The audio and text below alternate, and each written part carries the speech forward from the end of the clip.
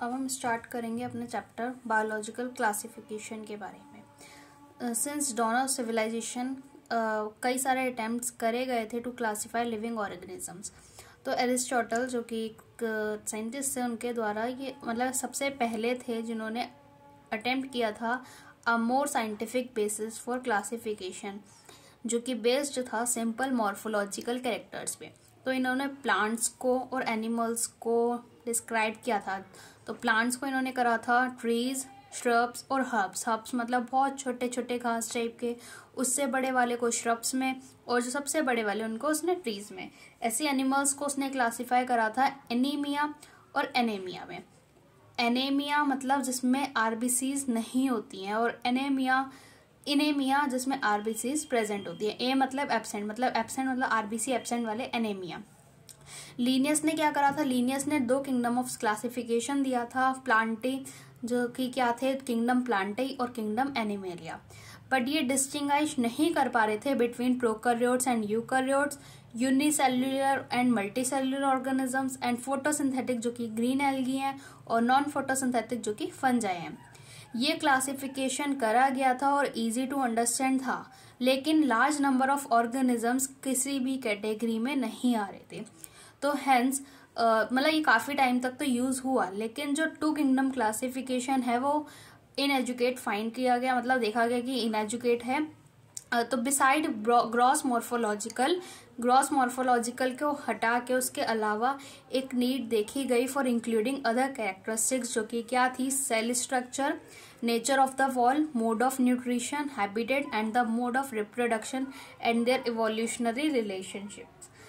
अब classification system for living organisms have undergone several changes over time. Time के साथ साथ उसमें काफी सारे चेंजेस आए। दो प्लांट और एनिमल किंगडम हमेशा कांस्टेंट रहे अंडर ऑल डिफरेंट किंगडम्स में, मतलब जो भी किंगडम्स आए उसमें प्लांट और एनिमल हमारे कांस्टेंट रहे। अंडरस्टैंडिंग ऑफ व्हाट ग्रुप और organisms be included under this kingdoms have been changing. वो धीरे धीरे मतलब जो भी ग्रुप या ऑर्गेनिजम्स उस किंगडम के अंदर आएंगे वो चेंज होते गए। नंबर और nature of other kingdom understood differently by different scientist over the time. तो धीरे धीरे टाइम के साथ साथ अलग अलग साइंटिस्ट ने अलग अलग किंगडम्स को क्लासीफाई करा। जैसे कि हम यहाँ पे एक चार्ट से देखें 5 किंगडम्स में, ये हमारे कैरेक्टर्स हो गए, cell type, their cell wall, their nuclear membrane, body organisation, mode of nutrition. ये हमारे 5 कैरेक्टर्स हैं। जैसे कि अगर हम 5 किंगडम्स में से देखें, Monera, Protista, Fungi, Plantae and then Animalia, जिसमें प्लांटी और एनिमेलिया हमारे हर किंगडम्स में कॉन्स्टेंट थे। तो हमारा जो मोनेरा है वो हमारा प्रोकैरियोटिक है, बाकी सारे हमारे यूकैरियोटिक हैं। तो अगर हम मोनेरा में नेचर ऑफ मतलब सेल वॉल देखें तो वो हमारी नॉन सेल्यूलोसिक, मतलब सब में सेल वॉल होती है लेकिन एनिमल्स में हमारी सेल वॉल एब्सेंट होती है। मोनेरा में हमारी नॉन सेल्यूलोसिक होती है, पॉलीसैक्रिहाइड और अमीनो एसिड्स की बनी होती है। प्रोटिस्टा में कुछ प्रोटिस्टा के पास सेल वॉल होती है। फंजाई में हमारी सेल वॉल हमारी काइटिन की बनी होती है। प्लांट्स में हमारी सेल्यूलोज की बनी होती है। मोनेरा में कोई भी न्यूक्लियर मेम्ब्रेन नहीं होती, वेरस बाकी सब में हमारी न्यूक्लियर मेम्ब्रेन प्रेजेंट होती है। बॉडी ऑर्गेनाइजेशन हम देखें तो धीरे धीरे वो मॉडिफाई होता गया, सेल्यूलर, फिर इसका मल्टी सेल्यूलर या फिर लूज टिश्यू, फिर टिश्यूज ऑर्गन, और इसका tissues organ and organ system. Mode of nutrition अगर हम देखें तो हमारा इसका है ऑटोट्रॉपिक्स भी, मोनेरा हमारे कुछ ऑटोट्रॉपिक्स भी हैं, हेट्रोट्रॉपिक्स भी हैं। ऑटोट्रॉपिक्स में वो कीमोसिंथेटिक भी हैं, फोटोसिंथेटिक भी हैं, और हेट्रोट्रॉपिक में हमारे सैप्रोफिटिक एंड पैरासिटिक हैं। प्रोटिस्ट का अगर हम देखें तो वो हमारे ऑटोट्रॉपिक भी हैं और हेट्रोट्रॉपिक भी हैं। ऑटोट्रॉपिक में वो हमारे फोटोसिंथेटिक है। और फंजाई अगर हम देखें तो फंजाई तो वैसे भी दूसरों पे ही डिपेंड होती है, खुद से अपना खाना नहीं बनाती। तो फंजाई हमारे हेट्रोट्रॉपिक होते हैं, जिसमें पैरासिटिक और सैप्रोफिटिक दोनों आते हैं। वेयरएस प्लांट्स अपना खाना खुद बनाते हैं, तो वो ऑटोट्रॉपिक न्यूट्रिशन दिखाते हैं, जो कि फोटोसिंथेटिक के जरिए। वेयरएस एनिमल्स भी दूसरों पे डिपेंड होते हैं, वो खाने के लिए दूसरों पे डिपेंड होते हैं, तो वो हेट्रोट्रॉपिक मोड ऑफ न्यूट्रिशन दिखाते हैं, जिसमें से जो होता है होलोजोइक और सैप्रोफिटिक, वेयरएस और भी इसमें देखे जाते हैं। अब एक साइंटिस्ट थे RH विटेकर, 1969 में उन्होंने 5 किंगडम क्लासिफिकेशन प्रपोज किया था, जिसमें उन्होंने नेम दिया था Monera, Protista, Fungi, Plantae and then Animalia, जिसके मेन क्राइटेरिया जो था वो था हमारा cell structure, body organisation, mode of nutrition, reproduction and their phylogenetic relationships. 3 domain system जो कि डिवाइड कर रहा था किंगडम डोमेन मोनेरा को 2 अदर किंगडम्स में, जिसमें एक था आर्की बैक्टीरिया था, दूसरा था यू बैक्टीरिया। जैसे अब 3 यू कर रहा है, जो कि क्या क्या हुए, 3 यू कर रहा में हमारे प्रोटिस्टा, फंजाई, प्लांटी, एनिमेलिया, ये तीनों आ गए थे। देयर बाय जिससे क्या आया, एक 6 किंगडम क्लासिफिकेशन आया जो कि हमें कार्ल वुश ने दिया था। अगर हम 5 किंगडम क्लासिफिकेशन में देखें तो अर्लीस्ट क्लासिफिकेशन सिस्टम जो इंक्लूड कर रहा था बैक्टीरिया को, ब्लू ग्रीन एल्गी को, फंजाई को, मॉसेस को, फर्न्स को, जिम्नोस्पर्म्स एंड एंजियोस्पर्म्स प्लांट के अंदर। तो ये कैरेक्टर्स जो यूनिफाइड हुए थे, जो क्या कर रहे थे होल किंगडम को, was that all organisms included had a cell wall in their cell, मतलब उनके सबके पास उनकी सेल वॉल्स थी। They place together group which widely differ in other characteristics. अब उन्होंने हर एक उन सब ग्रुप को एक साथ रख दिया जो अलग अलग कैरेक्टरिस्टिक्स में डिफर हो रहे थे। ये एक साथ लाया था एक प्रोकैरियोटिक बैक्टीरिया और एक ब्लू ग्रीन एल्गी को, जो कि साइनोबैक्टीरियाज थे।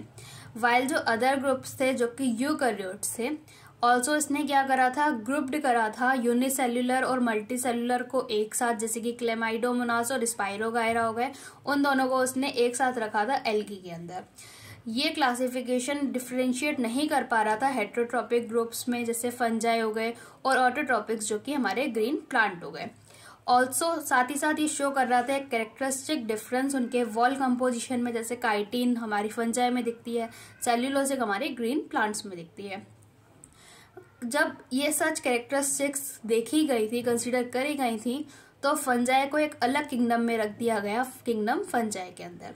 सारे प्रोकैरियोटिक ऑर्गेनिजम्स जैसे कि हमारे किंगडम मोनेरा के हो गए, यूनिसेल्युलर यूकैरियोटिक ऑर्गेनिजम्स जैसे कि किंगडम प्रोटिस्टा के हो गए, जैसे किंगडम प्रोटिस्टा में क्लेमाइडोमोनास, क्लोरेला, जो कि पहले रखे गए थे algae which earlier placed in algae with in plants, जो कि पहले प्लांट्स में एल्गी में रखे गए थे, जो क्योंकि उनके दोनों के पास क्या था, सेल वॉल था। और पैरामीशियम और अमीबा जो कि पहले एनिमल किंगडम में रखे गए थे, क्योंकि दोनों के पास ही सेल वॉल नहीं होती हैं। तो इन्होंने एक साथ लाया था उन ऑर्गेनिजम्स को which in earlier classification were placed in different kingdoms. ऐसा इसलिए हुआ क्योंकि जो क्राइटेरिया था क्लासिफिकेशन का वो चेंज हो गया था, and this kind of changes will take place in the future too, depending on the improvement in our understanding of characteristics and evolutionary relationships.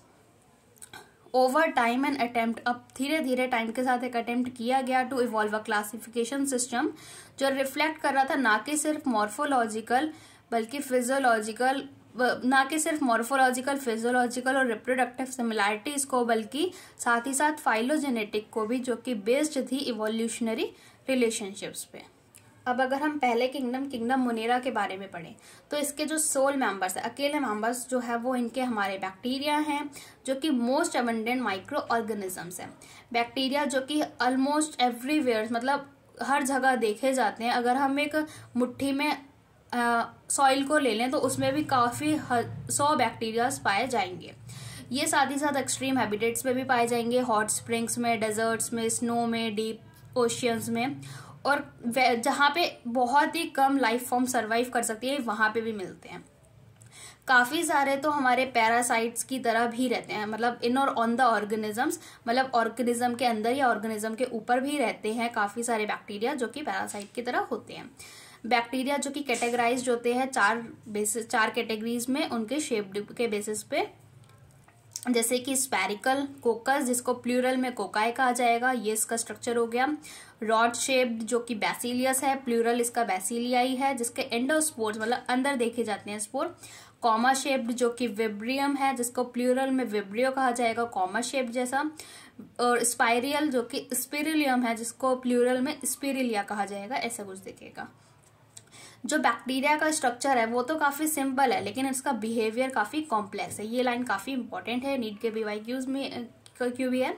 अगर हम कंपेयर करें कई सारे अदर ऑर्गेनिजम्स को से, तो बैक्टीरिया जो कि मोस्ट एक्सटेंसिव मेटाबॉलिक डाइवर्सिटी है।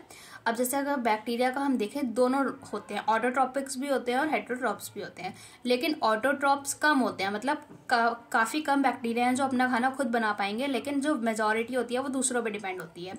ऑटोट्रॉप्स जो अपना खाना खुद बना लेते हैं, एक इनऑर्गेनिक सब्सटेंस है, और हेटरोट्रॉप्स वो जो दूसरों पे डिपेंड होते हैं, ठीक है, अपने खाने के लिए। ऑटोट्रॉपिक में वो फोटोसिंथेटिक भी हो सकते हैं और कीमोसिंथेटिक भी, मतलब लाइट के जरिए भी और कुछ केमिकल्स के बेसिस पे भी। अब आता है आर्की बैक्टीरिया। आर्की बैक्टीरिया में अगर हम देखें तो ये जो बैक्टीरिया है काफ़ी स्पेशल होते हैं, क्योंकि ये काफ़ी हार्श इन्वायरमेंट में रहते हैं, जैसे कि एक्सट्रीमली सॉल्टी एरियाज जिसको हम हेलोफाइल्स कहेंगे, हॉट स्प्रिंग्स जिसको हम थर्मो एसिडोफाइल्स कहेंगे, थर्मो मतलब टेम्परेचर, टेम्परेचर मतलब हॉट, ऐसे याद कर सकते हैं। मार्शी एरियाज को मिथेनोजेंस, एम और फॉर एम ऐसे याद कर सकते हैं। आर्की बैक्टीरिया ये अलग होते हैं दूसरे बैक्टीरिया से in having a different cell wall structure, क्योंकि इनके पास एक अलग सेल वॉल स्ट्रक्चर होता है, और यही फीचर है जो कि रिस्पॉन्सिबल होता है इनके एक्सट्रीम कंडीशंस में सर्वाइवल के लिए। मिथेनोजेंस जो कि प्रेजेंट होते हैं कई सारे रूमिनेंट एनिमल्स के गट में, जैसे कि काओ और बफेलो में, और ये रिस्पॉन्सिबल होते हैं for the production of methane जो कि बायोगैस है from dung of this animals. दूसरा है ट्रू बैक्टीरिया, मतलब यू बैक्टीरिया। ये थाउजेंड्स ऑफ बैक्टीरिया जो कि करेक्टराइज होते हैं on the presence of rigid cell wall. अगर मोटाइल होंगे फ्लैजिलम, और मोटाइल होंगे तो उनके पास फ्लैजिलम होगा, जो कि मोटिलिटी के लिए रिस्पॉन्सिबल है। साइनोबैक्टीरिया जिसको हम ब्लू ग्रीन एल्गी भी कहते हैं, जिसके पास क्लोरोफिल ए होता है जो कि सिमिलर होता है ग्रीन प्लांट्स के पास। ये क्या होते हैं, ये हमारे फोटोसिंथेटिक ऑटोट्रॉप्स होते हैं। कि साइनोबैक्टीरिया जो कि हमारे यूनिसेल्युलर है, कॉलोनियल है, फिलामेंटियस हैं। फ्यू फ्रेश वाटर भी होते हैं, मरीन भी होते हैं, और टेरेस्ट्रियल एल्गी भी होते हैं। कॉलोनीज जो कि जनरली सराउंडेड होती हैं, घिरी हुई होती हैं एक जिलेटिनियस शीट्स के से। ये ऑफन फॉर्म करते हैं ब्लूम्स को इन पॉल्यूटेड वाटर बॉडीज, और कुछ जो हैं वो फिक्स करते हैं एटमॉस्फेरिक नाइट्रोजन को एक स्पेशलाइज्ड सेल में, जिसको हम कहते हैं हेट्रोसिस्ट, जैसे हम यहाँ पे एक डायग्राम में शो कर रखा है इस वाले में। ये यहाँ पे हमारे हो गए हेट्रोसिस्ट, और ये हो गई हमारी म्यूसिलेजिनियस की कवरिंग, ठीक है। जैसे एग्जाम्पल देखा जाए नोस्टॉक और एनाबिना का, जहाँ पे ये दिखा रखा है फिलामेंटियस एल्गी। ये अब जो कीमोसिंथेटिक ऑटोट्रॉफिक बैक्टीरिया होते हैं, ये क्या कराते हैं, ये ऑक्सीडाइज कराते हैं कई सारे इनऑर्गेनिक सब्सटेंस को, जैसे नाइट्रेट्स, नाइट्राइट्स और अमोनिया को, and use released energy for their ATP production, और जो भी एनर्जी रिलीज होती है उसको यूज करते हैं उनके एटीपी बनाने के लिए। ये रोल प्ले करते हैं इन रिसाइकलिंग न्यूट्रिएंट्स, जैसे कि नाइट्रोजन, फास्फोरस, आयरन और हमारा सल्फर। हेट्रोट्रॉपिक बैक्टीरिया क्या हुए, ये मोस्ट अबेंडेंट होते हैं नेचर में, मेजॉरिटी डीकम्पोजर्स होते हैं काफ़ी, जिसमें से most of them have significant impact on human affairs. ये हेल्पफुल होते हैं एक मतलब दही बनाने में, दूध से दही बनाने में काफ़ी हेल्पफुल होते हैं हमारे हेट्रोट्रॉपिक बैक्टीरिया। एंटीबायोटिक्स के प्रोडक्शन के लिए, नाइट्रोजन फिक्सिंग के लिए लेग्यूम्स में, और कुछ पैथोजेंस जो कि कॉज करते हैं डैमेज टू ह्यूमन बींग्स, जैसे ह्यूमन बींग्स को, क्रॉप्स को, और फार्म एनिमल्स को, और हमारे पेट्स को। Chlorella, typhoid, tetanus, citrus canker, ये कुछ नॉन डिजीज हैं जो अलग अलग बैक्टीरिया से कॉज्ड होती हैं। बैक्टीरिया जो कि रिप्रोड्यूस होता है मेनली बाय फिजन, कई बार अनफेवरेबल कंडीशन में ये स्पोर फॉर्म करता है। Also reproduced by a sort of, ये कई बार एक सेक्सुअल रिप्रोडक्शन से भी रिप्रोड्यूस होता है by adopting a primitive type of DNA transfer एक बैक्टीरिया से दूसरे की तरफ। माइकोप्लाज्मा ये ऑर्गेनिजम्स हैं जो कि कम्प्लीटली सेल वॉल को लैक करते हैं, इनके पास कोई सेल वॉल नहीं होती। ये स्मॉलेस्ट लिविंग सेल हैं जो कि नोन है, और ये बिना ऑक्सीजन के सर्वाइव कर सकते हैं।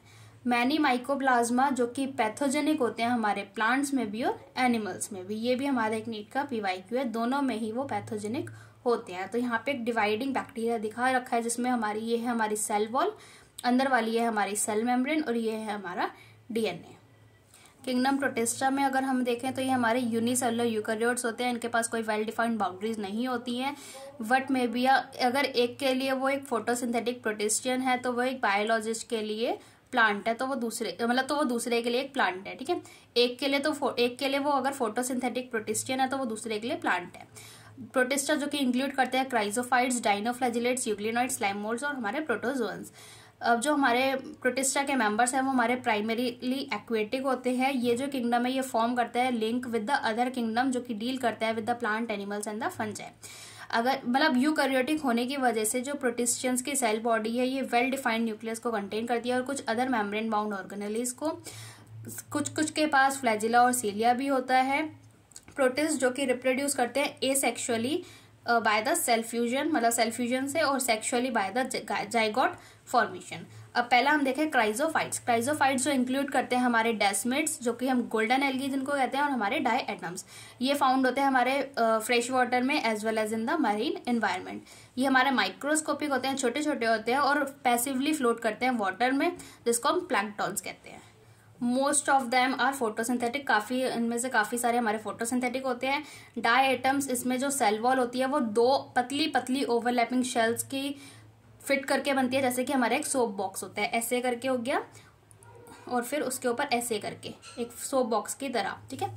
अब जैसे कि इनका जो सेल वॉल होता है वो एम्बेडेड होता है सिलिका से, और इनकी जो वॉल होती है वो इसीलिए इनडेस्ट्रक्टिबल होती है, कोई तोड़ नहीं सकता। तो इसीलिए जो डाई एटम्स हैं have left behind large amount of cell walls deposit in their habitat. जो एक्यूमुलेशन है ये काफी बिलियंस ऑफ ईयर्स से हो चुका है, तो इसी चीज को हम डायटमिशियस अर्थ कहते हैं। ग्रिटी होने की वजह से, बीइंग ग्रिटी, तो इसकी सॉइल है वो यूज्ड होती है हमारी पॉलिशिंग में और filtration of oils and syrups में।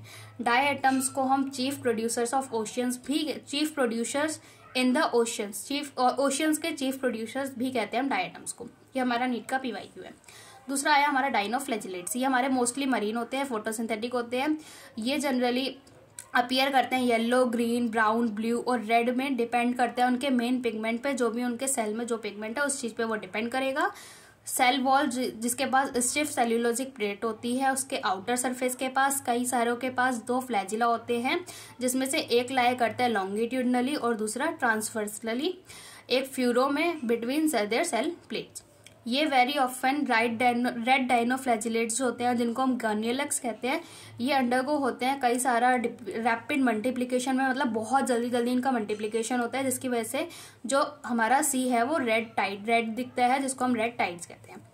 टॉक्सिन्स जो released by such large number of, कई सारे जो है वो टॉक्सिन्स रिलीज करते हैं जो कि काफी सारे मैरीन एनिमल्स जैसे फिशेस को मार देता है। यूग्लिनॉइड्स हमारे मेजॉरिटी फ्रेश वाटर होते हैं, जो पाए जाते हैं स्टेगनेंट वाटर में, मतलब रुके हुए पानी में। इंस्टेड ऑफ सेल वॉल, इनके पास सेल वॉल नहीं होती, लेकिन एक प्रोटीन रिच लेयर होती है जिसको हम पेलिकल कहते हैं, जिनकी वजह से इनकी बॉडी फ्लेक्सिबल होती है। इनके पास दो फ्लैजिला होते हैं, एक छोटा तो एक लंबा। सनलाइट के प्रेजेंस में वो फोटोसिंथेटिक हो जाते हैं और सनलाइट के एब्सेंस में वो हेट्रोट्रॉप्स हो जाते हैं। वो प्रीडेट ऑन अदर स्मॉलर ऑर्गेनिज्म, तो वो दूसरे छोटे छोटे ऑर्गेनिजम्स को खाता है। इनका जो पिगमेंट है वो आइडेंटिकल होता है, जैसे कि एक हायर प्लांट्स में देखा जाता है। इसका हम एग्जाम्पल देखें तो वो है हमारा यूग्लिना। चौथा है हमारा स्लाइम मोल्ड। स्लाइम मोल्ड हमारे सैप्रोफिटिक प्रोटिस्ट होते हैं। बॉडी मूव्स अलोंग, इनकी जो बॉडी होती है ये अलोंग ट्विग्स और लीव्स, मतलब जो गिरी हुई पत्ती हैं उनके अलोंग ये चलती रहती है इसकी body. And leaf engulfing organic material, और ऑर्गेनिक मटेरियल को इंगल्फ कर लेती है, निगल लेती है। सुइटेबल कंडीशन में ये एग्रीगेशन दिखाता है, जिसको हम प्लाज्मोडियम कहते हैं, जो काफी ग्रो कर जाता है और काफी सेवरल फीट तक स्प्रेड हो जाता है। अनफेवरेबल कंडीशन में जो प्लाज्मोडियम है वो डिफ्रेंशिएट कर देगा और फ्रूट बॉडीज को बना लेगा, जो कि उनके टिप पे स्पोर बियर करेंगे। स्पोर के पास ट्रू वॉल्स होती है और प्लाज्मोडियम के पास कोई वॉल नहीं होती, ठीक है। स्पोर के पास ट्रू वॉल्स होती हैं। दे आर एक्सट्रीमली रेजिस्टेंट, ये काफी रेजिस्टेंस होते हैं और सर्वाइव करते हैं काफी सालों तक एडवर्स कंडीशंस में भी। स्पोर्स जो है वो डिस्पर्स कर जाते हैं एयर करंट्स, जैसे कि हमें यहाँ पे दिखा रखा है। जैसे ये है, ये हमारा बन रहा है हमारा फेवरेबल कंडीशंस में, और जो हमारे स्पोर्स हैं वो हमारे बन रहे हैं अनफेवरेबल कंडीशंस में।